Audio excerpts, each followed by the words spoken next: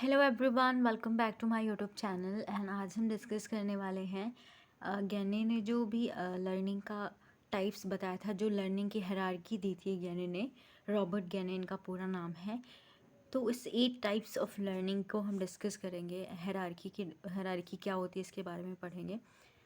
So learning क्या होती है? लर्निंग की बात करें तो लर्निंग क्या होती है? एक परमानेंट चेंज होती है, जो आपके बिहेवियर में परमानेंट चेंज होता है किसी भी स्टिमुलस के प्रति, या रीइंफोर्समेंट जो मिलती है, तो वो आपकी वो लर्निंग हो जाती है, परमानेंट चेंज हो जाती है।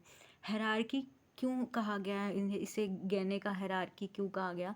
बिकॉज इन्होंने लर्निंग को एक सीक्वेंस में बताया, कि जो लर्निंग का एक लेवल बताया कि इतने ऐसे से एक लेवल की तरह ऐसे इन्होंने पिरामिड बता के पिरामिड में लेवल बताया, तो इस लेवल को ही हायरार्की कहा गया। इस लेवलिंग को जो इन्होंने एक लेवल को दूसरे लेवल से लिंक किया, और इसे ही हायरार्की कहा गया।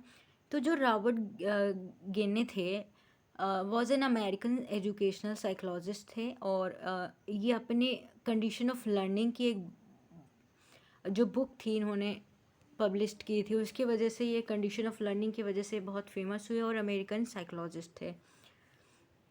तो उन्होंने लर्निंग के टाइप्स बताए कि लर्निंग कितने लेवल्स में होती है, लर्निंग की हायरार्की क्या होती है। अधिगम का जो इन्होंने सीखने का एक क्रम बताया, वो 8 प्रकार बताया। तो अधिगम का प्रत्येक जो प्रकार होता है, यानी हम जो लेवल होता है, पूर्व अधिगम से संबंधित होता है। मतलब जो लिंकिंग की बात की इन्होंने, कि इन्होंने जो जितने भी लेवल बताए, वो लेवल एक दूसरों से जुड़े हुए हैं। मतलब अगर मान लीजिए पहला लेवल है, पहला लेवल दूसरे लेवल में जाएंगे, तो दूसरे लेवल पे आने के लिए आपको पहले से जाना पड़ेगा, पहले से गुजरना पड़ेगा।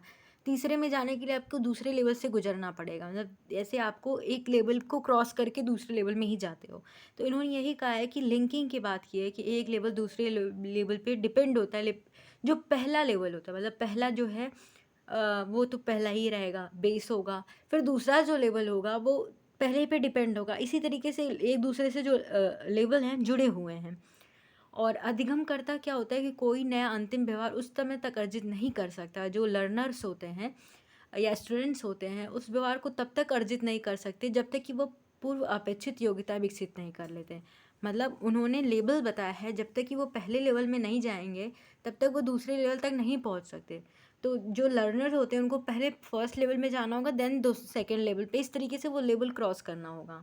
उदाहरण के लिए समझिए, ये मैस्लो की जो हायरार्की, मैस्लो ने जो एक पिरामिड लेवल बताया था, इन्होंने इसमें बोध उद्देश्य को पाने के लिए नॉलेज उद्देश्य की पूर्ण आवश्यकता होती है। इन्होंने पहले, जैसे कि नॉलेज आपका जो पहला स्टेज होता है, नॉलेज क्या, ज्ञान आपका पहला स्टेज है। तो आपको बोध उद्देश्य तक पहुंचने के लिए आपको ज्ञान उद्देश्य को प्राप्त करना होगा। तो इस प्रकार से हम समझ सकते हैं, ठीक है। लाइक अगर आपको शब्द बनाने हैं तो आपको वर्ड सीखना पड़ेगा। तो उसी तरीके से इनका भी लेवल है, कि आप पहले लेवल से दूसरे लेवल पे, फिर तीसरे लेवल पे जाओगे। जब तक आप दूसरे लेवल पे नहीं पहुंचोगे तब तक तीसरे लेवल पे नहीं जा सकते। जिस तरीके से आप अल्फ़ाबेट्स आपको आता है, अल्फ़ाबेट से आप वर्ड बनाना सीखते हो, तो ये नहीं कि आप पहले ही वर्ड बनाओगे, पहले अल्फ़ाबेट्स का नॉलेज होगा, देन आप वर्ड बनाओगे। तो गेने ने अधिगम के निम्नांकित 8 प्रकारों की परिस्थितियों की व्याख्या की है। जो इन्होंने लेवल बताया, टाइप्स बताया है, हायरार्की कहेंगे तो भी सही रहेगा। तो इन्होंने 8 टाइप्स बताए थे, और 8 टाइप्स के 2 एस्पेक्ट्स थे। मतलब इन्होंने 2 कैटेगरी में बांट दिया। पहला जो 1 to 4 लेवल है, उसको हम बिहेवियर एस्पेक्ट्स में रखते हैं, ठीक है। और जो कॉग्निटिव वाला है, 5 to 8 जो है, वो संज्ञानात्मक स्टेज में आता है। और बिहेवियर यानी व्यवहार इस स्टेज में जो आता है, वो 1 से लेके 4 लेवल तक जो होता है, और 5 से 8 तक के लेवल का वो संज्ञान लेवल में रखा गया है। तो हम लेवल की बात करें तो पहला जो इन्होंने लेवल बताया था, या हम कह सकते हैं टाइप्स बताया था, जो फर्स्ट हायरार्की है इनकी, वो है सिग्नल लर्निंग या संकेत लर्निंग, ठीक है। यह अधिगम परिस्थितियों की श्रृंखला में अधिगम का प्रथम प्रकार होता है। तो सीखने के लिए अगर कोई लर्नर कुछ सीखना चाहता है, तो ये पहली सीढ़ी होती है, इसको पार करना होता है। तो ये इस तरीके से एक पिरामिड है, और पिरामिड का ये बेस होता है, ठीक है, ये बेस होता है। तो ये पहली अवस्था होती है। इस प्रक्रिया में केवल संकेत मात्र से ही अधिगम कराया जाता है। और जो सिग्नल, मतलब आपको एक साइन देकर कुछ कराया जाता है, एक सिग्नल देकर आपके लर्निंग कराई जाती है। लाइक इसमें जो होता है कि पेवलॉव की जो कंडीशनिंग थ्योरी है, क्लासिकल कंडीशनिंग थ्योरी, ये पूरी तरीके से इस पे बेस्ड है, इसी पे आधारित है। जो इन्होंने डॉग पे पेवलॉव जो थे, उन्होंने डॉग पे एक्सपेरिमेंट किया था, और डॉग पे एक्सपेरिमेंट में क्या किया था, उन्होंने कंडीशनिंग की थी डॉग की। तो ये पूरी तरीके से इसी पे आधारित है, जिसमें प्राणी एक संकेत के प्रति प्रतिक्रियाएं करना सीखता है। मतलब आप किसी भी स्टिमुलस के प्रति, क्या किसी भी सिग्नल के प्रति आप रिस्पॉन्स करते हो, प्रतिक्रिया करते हो, तो ये सिग्नल लर्निंग में आता है, ये सीखने में आता है। और डॉग का एक्सपेरिमेंट आपको पता है। कुछ और एग्जांपल्स देखते हैं जो सिग्नल लर्निंग के एग्जांपल्स हो सकते हैं। लाइक अगर आप रोड पे कोई भी ड्राइविंग कर रहे हो, या बस ड्राइविंग कर रहे हो, बाइक ड्राइविंग कर रहे हो, तो ड्राइविंग करते समय आपने रोड पे ये ट्रैफिक, ये जो रूल्स जो फॉलो करने होते हैं कि ये स्टॉप, स्लो डाउन, गो, तो इस सिग्नल होता है जो आपको रोकता है। तो आपकी कंडीशनिंग की गई है कि अगर ये सिग्नल रेड होगा तो आपको रुकना है। तो इसका एग्जांपल हो जाता है, इसके थ्रू आप सीखते हो।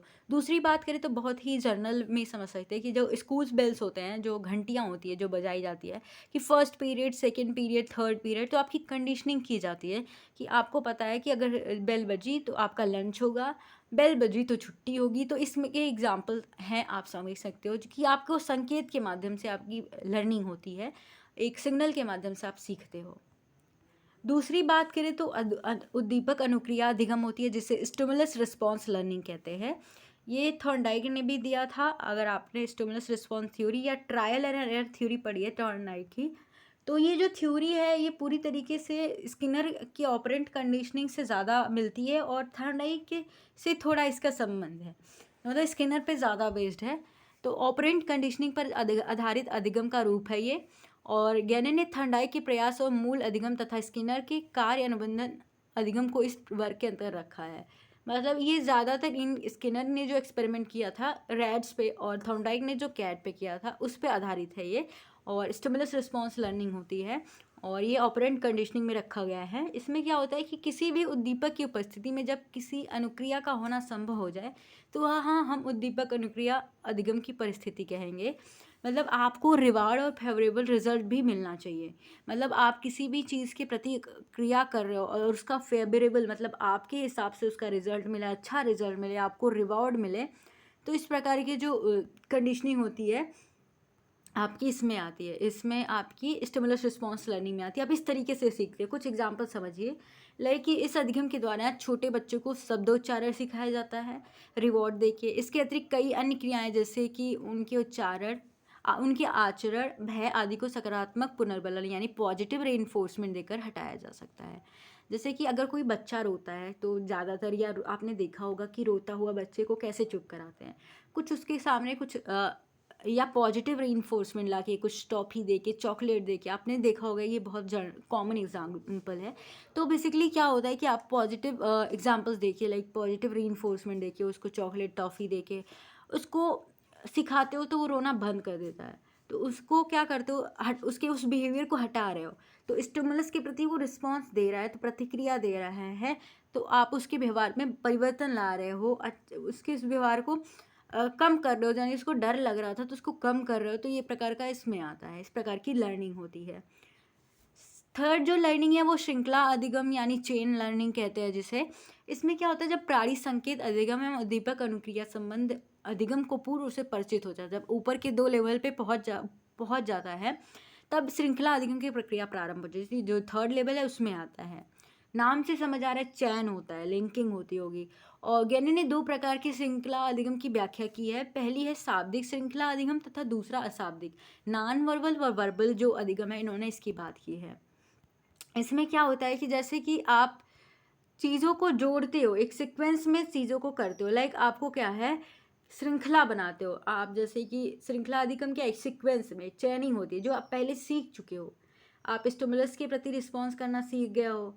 अब आप क्या है, एक चैनिंग हो गई है कि आपको ये करना है। लाइक आप क्या है, देखिए आप कैसे, आप अगर घर से स्कूल जा रहे हो, पहले आप क्या यूनिफॉर्म पहनोगे, शूज़ पहनोगे, और फिर आप क्या अपना बैग लोगे। तो एक प्रकार की चैनिंग हो गई, एक हैबिट बन चुका है कि आपको पहले शूज़ पहनना है, फिर आपका बैग लेना है, फिर स्कूल जाना है, बाय बस जाना है, कैसे जाना है, एक चैनिंग होती है, एक सीक्वेंस में आपके बिहेवियर को सीख चुके हो, लर्निंग हुई है आपकी, तो इस प्रकार के अधिगम में आता है। देन शाब्दिक साहचर्य अधिगम यानी वर्बल एसोसिएशन लर्निंग होती है। इसमें क्या होता है कि अधिगम परिस्थिति या प्रकार श्रृंखला अधिगम का ही एक प्रकार है। और नोट, जब इसमें नोट में मैंने ये लिखा है, जब यह श्रृंखला शारीरिक क्रियाओं, यांत्रिक क्रियाओं अथवा अशाब्दिक रूप से प्रस्तुत होती है तो वो उन्हें अशाब्दिक श्रृंखला अधिगम कहते हैं। जैसे कि मैंने बताया था, ज्ञानी ने 2 प्रकार के श्रृंखला अधिगम की बात की थी। पहला जो था शाब्दिक यानी अशाब्दिक नॉन वर्बल, और शाब्दिक मतलब वर्बल। जब हम अपने फिजिकल रिस्पॉन्स माने अपने हाथ पैर को हिलाकर, क्रिया करके अपना जो अधिगम होता है, जब हम हाथ हिलाकर, मुंह हिलाकर कुछ भी ऐसे चीज़ें करते हैं एक साइन देकर, तो वो अशाब्दिक श्रृंखला होती है, मतलब अशाब्दिक श्रृंखला ऑफ लर्निंग होती है, जिसमें हम शब्दों का प्रयोग नहीं करते हैं। लेकिन क्या होता है, यही श्रृंखला जब शाब्दिक अवयव संबंधित हो जाती है तो हम उन्हें वाचिक श्रृंखला अधिगम परिस्थिति कहते हैं। तो आपका जो शब्दों के साथ साहचर्य क्या है कि वर्बल एसोसिएशन लर्निंग क्या होती है, जब आप अपनी चीज़ों को शब्दों में रखना प्रस्तुत, मतलब अपनी चीज़ों को शब्दों में बताना शुरू कर देते हो, शब्द का यूज़ करने लगते हो, वर्ड्स में डिफाइन करने लगते हो। लाइक अगर आपने कोई साउंड सुना, आपने कैट का साउंड सुना, आपको पता है ये म्याऊं म्याऊं कैट करती है, तो आपको पता है, तो आप क्या कहोगे, ये कैट है। तो आपका क्या हुआ, एसोसिएशन हुआ वर्बल। अब आप इस आवाज़ को आप एक नाम दे चुके हो, कैट है। तो इस तरीके से आपका एसोसिएशन होता है, शब्दों में आप बताते हो, डिस्क्राइब करते हो। फिर जो फिफ्थ स्टेज है, ये भी बहुत इंपॉर्टेंट है, ये है मल्टीपल डिस्क्रिमिनेशन लर्निंग, यानी बहुविभेदी अधिगम। डिस्क्रिमिनेशन मतलब विभेद करना, मतलब अंतर बताना चीज़ों में, डिस्क्रिमिनेट करना। तो इस प्रकार के अधिगम से उच्च स्तरीय मानसिक प्रक्रिया सम्मिलित होती है। अभी तक जो 4 था वो व्यवहार के आधार पे था, अभी तक व्यवहार वाला जो था, ये 4 आपके व्यवहार हैं। तो ये 5th वाला है, ये संज्ञान वाले में आ जाता है। अब आप यहाँ पे अपनी बुद्धि का प्रयोग करोगे। तो इस प्रकार के अधिगम में उच्च स्तरीय मानसिक प्रक्रिया सम्मिलित होती है, यानी अपने मेंटल प्रोसेस को यूज़ करते हो। विभेद अधिगम के अंतर्गत किसी विशेष परिस्थिति पर प्राप्त विभिन्न उत्तेजनाओं यानी स्टिमुलस को पहचान कर उसमें विभेद कर किसी विशिष्ट उत्तेजना या स्टिमुलस हेतु अनुक्रिया की जाती है। अब आप क्या करते हो, आपके सामने कई स्टिमुलस हैं और आप इन सब में अलग अलग रिस्पॉन्स, इन सबको अलग अलग रिस्पॉन्स देते हो, अलग अलग प्रतिक्रिया करते हो, चीज़ों को अलग कर लेते हो कि ये इसका प्रति रिस्पॉन्स कैसा करना है, इस स्टिमुलस की प्रतिक्रिया मतलब आपका रिएक्शन कैसा होगा, रिस्पॉन्स कैसा होगा। तो आप विभेद करना सीख गए हो, ठीक है। इसमें ये आता है, लाइक आप समझिए कि इसमें शिक्षक छात्रों में ऐसी क्षमता उत्पन्न करने का प्रयास करता है जिससे कि वो 2 श्रृंखलाओं को भेद कर सके, ठीक है। इस विभेदीकरण की क्षमता का अर्जन बालक में प्रारंभिक अवस्था से ही प्रारंभ हो जाता है। इसका महत्व बालक के दैनिक जीवन में अधिक है। बालक अपने दैनिक जीवन में विभिन्न अंगों में भेद करता है, यथा रंगों में, आकार में, बनावट में, दूरी में आदि में। तो आप चीज़ों में जैसे भेद करने लगते हो, मतलब डिफरेंस पता चल जाता है आपको कि ये इस कलर का डिफरेंस है, ये आकार, शेप्स, इन सब के डिफरेंस करने लगते हो, डिस्क्रिमिनेशन करने लगते हो, तो आपका ये हो जाता है। इस विभेदीकरण में बालक को मानसिक प्रक्रिया के एक प्रारूप से गुजरना पड़ता है। यह सरल प्रक्रिया नहीं होती, ये बहुत ही कॉम्प्लेक्स प्रक्रिया होती है, क्योंकि आप यहाँ पे अपनी बुद्धि का प्रयोग करते हैं, अपने सूझ का प्रयोग करते हो, इसलिए ये संज्ञान अवस्था में आता है। जैसे कि आप समझिए कि आपके सामने इतने सारे फ्रूट्स रख दिए गए, आप क्या करते हो कि बनाना को अलग डिस्क्रिमिनेट करोगे, अलग सेग्रीगेट करोगे, इस अलग अलग टाइप के फूड को अलग अलग रखोगे कि इसका स्वाद जो टेस्ट है वो मीठा होता है, और बनाना कैसा है, ऑरेंज कैसा है, खट्टा है, इस तरीके से आप डिस्क्रिमिनेट करने लगते हो चीज़ों के बारे में, अलग अलग रिस्पॉन्स देते हो, तो आपका ये आता है। उसके बाद आता है कॉन्सेप्ट लर्निंग, या जिसे हिंदी में कहते हैं संप्रत्यय अधिगम।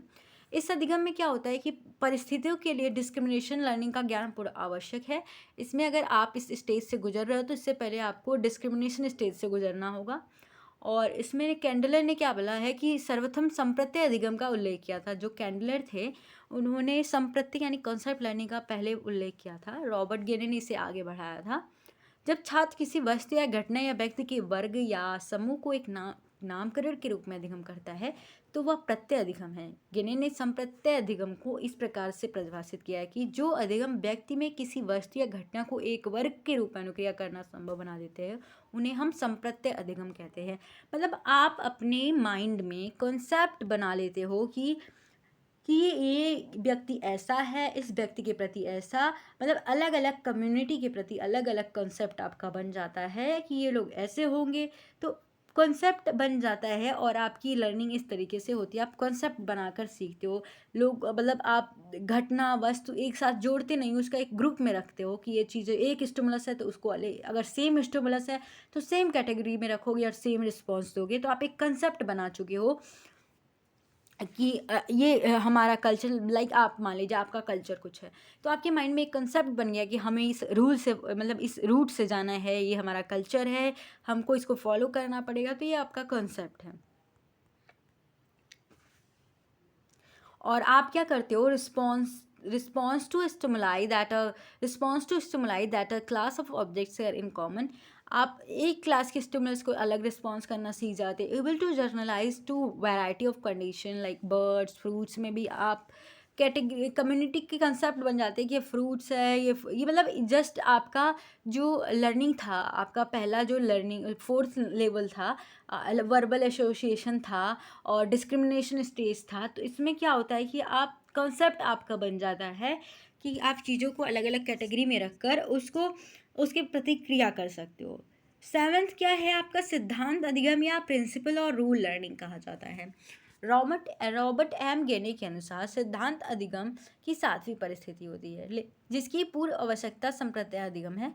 मतलब आप इससे पहले आपको कंसेप्ट लर्निंग से फॉलो करना पड़ेगा। बिना संप्रत्यय अधिगम के सिद्धांत के अधिगम कराना असंभव प्रतीत होता है। जब तक आपके माइंड में कंसेप्ट लर्निंग नहीं हो पाएगी, जब तक आप कंसेप्ट लर्निंग फेज से नहीं गुजर पाओगे, तब तक आप इसमें नहीं आ सकते। तब शिक्षक छात्र समूह की दो या दो से अधिक संप्रत्ययों के सहयोग से निर्मित सिद्धांत अधिगम की परिस्थिति उत्पन्न कर रहा है। जो आपने कंसेप्ट बना लिया कि ये कम्युनिटी ऐसी है, ये कम्युनिटी ऐसी है, ये लोग ऐसे हैं, इन दोनों को साथ लेकर आपकी लर्निंग होती है और इस कंसेप्ट को अपने साथ लेकर आपकी लर्निंग होती है। और टीचर ऐसा सिचुएशन उत्पन्न करता है कि जहाँ पे आप दोनों का यूज कर सकते हो, अपने कंसेप्ट का अलग अलग जो चीज़ें आपने बनाई हैं। तो इस प्रकार की लर्निंग होती है। इसमें छात्रों के व्यवहार को इस प्रकार नियंत्रित किया जाता है कि वह सिद्धांत को वाचिक रूप से कह सके तथा उसे व्यवहार में उतार सके। और आप अपने जो भी आपके कंसेप्ट, आपके प्रिंसिपल बने हैं, आपने बनाए हैं, दोनों कंसेप्ट को मिलाकर वो आप अपने शब्दों में वर्बल रूप से वर्बली आप बता सको। द एट्थ स्टेज जो है ये सबसे हायर ऑर्डर ऑफ लर्निंग है और ये समस्या समाधान अधिगम है, यानी प्रॉब्लम सॉल्विंग लर्निंग होती है। समस्या समाधान मतलब चीज़ों की समस्या का समाधान करना सीख जाता है। अगर समस्या समाधान कैसे करता है, अगर उसमें थिंकिंग एबिलिटी है, वो सोच सकता है, ऑब्जर्व कर सकता है, चीज़ों को परसीव कर सकता है, तो आप में ये क्वालिटी होनी चाहिए, आप अच्छे थिंकर होने चाहिए, तब आप समस्या समाधान कर सकते हो। और इसमें क्या होता है कि able to combine the principle को कंबाइन करने में जो होते हैं वो योग्य होते हैं और सॉल्यूशन भी मतलब आपकी प्रॉब्लम का हल भी ढूंढते हैं, सॉल्व करते हैं। यह गिरने द्वारा वर्णित अधिगम की आठवीं परिस्थिति होती है। समस्या समाधान द्वारा सीखने की श्रेणी में सर्वोच्च स्तर पर समस्या समाधान आता है और समस्या समाधान किसी समस्या को हल करने, नई प्रक्रिया को सुलझाने, ज्ञान परिस्थितियों के आधार पर परिणामों का पुनर्नुमान लगाकर कार्य करने से संबंधित है। तो ओवरऑल इसमें आपको प्रॉब्लम सॉल्विंग करनी है और ये हायर लेवल पे होता है। आपके सामने कोई समस्या, आप किस तरीके से सॉल्व करते हो, तो इस प्रकार की आपकी लर्निंग होती है। तो हायरार्की ऑफ लर्निंग को आप इस तरीके से याद कर सकते हो, ये पिरामिड फॉर्म में जो बना है, इस ट्रायंगल फॉर्म में। तो स्टेज आपका जो फर्स्ट स्टेज है आपका, ये बेस से शुरू होता है, ये आधार है। तो फर्स्ट जो 4 स्टेज मैंने बताया, ये क्या है आपके बिहेवियरल एस्पेक्ट में आते हैं। और ये जो आपके यहाँ से वर्बल के बाद जो मल्टीपल डिस्क्रिमिनेशन और प्रॉब्लम है, ये आप कॉग्निटिव में आते हैं, ठीक है। तो जहाँ पे आप अपनी बुद्धि का प्रयोग करते हो। तो इसको याद कैसे करें, ये हायरार्की याद कैसे होगी कि किस आपको इस सीक्वेंस में याद करना, आप इधर से उधर कुछ नहीं मिस कर सकते, आपको एक सीक्वेंस में याद करनी है। तो मैं एक ट्रिक बता रही हूँ जो आपको समझना है। लाइक आपको ये समझना है कि सोचा 7 चलेंगे वी मार्ट, चोकर परचेस करेंगे 5। अब ये चोकर तो गर्ल्स के लिए है, बट आपको याद करना है। सोचा 7 चलेंगे वी मार्ट जाना चाहते हो आप साथ में से किसके, अपने फ्रेंड्स के साथ, वो आप सपोज कर लो किसके साथ जा रहे हो।